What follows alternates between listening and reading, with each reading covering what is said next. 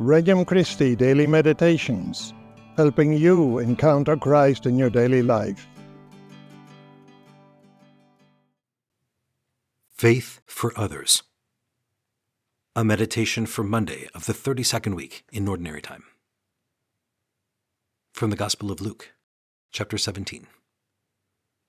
Jesus said to his disciples, "Things that cause sin will inevitably occur, but woe to the one through whom they occur. It would be better for him if a millstone were put around his neck and he be thrown into the sea, than for him to cause one of these little ones to sin. Be on your guard. If your brother sins, rebuke him, and if he repents, forgive him. And if he wrongs you 7 times in one day, and returns to you 7 times, saying, 'I am sorry,' you should forgive him." And the apostles said to the Lord, "Increase our faith." The Lord replied, "If you have faith the size of a mustard seed, you would say to this mulberry tree, 'Be uprooted and planted in the sea,' and it would obey you." Opening Prayer. Lord Jesus, grant me a heart like yours that is profoundly concerned for the salvation of souls. Encountering Christ. 1. Realism. Jesus said to his disciples, "Things that cause sin will inevitably occur." He reminds us that the reality of our human nature is often weak. We shouldn't be surprised that we fail and fall. But the great warning in this is how our sinfulness affects others. We do not live in a bubble, isolated and disconnected from other people. Our choices have consequences of a social nature. Jesus warns, "Woe to the one through whom they occur." Not only do we have a responsibility for our own spiritual and moral well-being and our salvation, but for those of others. Our testimony, our decisions, and our actions have an impact for good or bad. How often do we reflect on our influence on the salvific well-being of others? 2. My brother's keeper. Jesus also suggests that we play a role in rebuking and forgiving.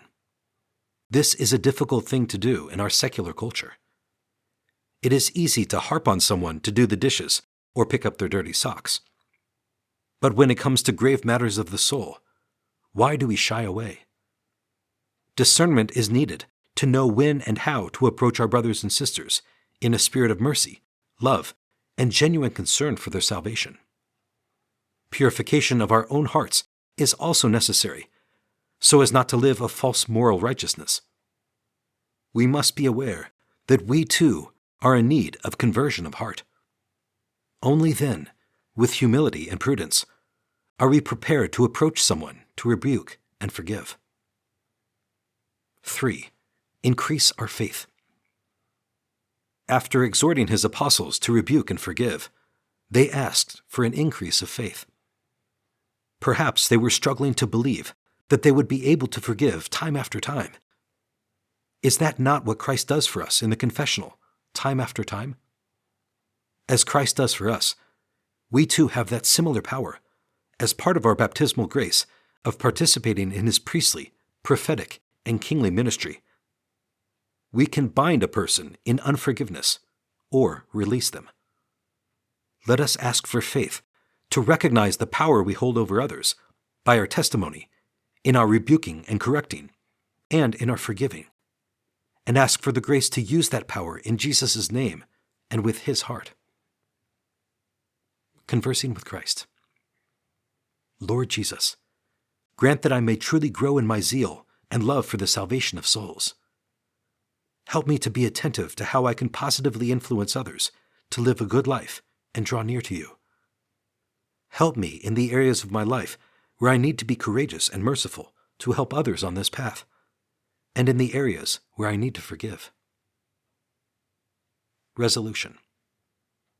Lord, today by your grace, I will reflect on how my testimony influences others. Visit our website at regnumchristi.com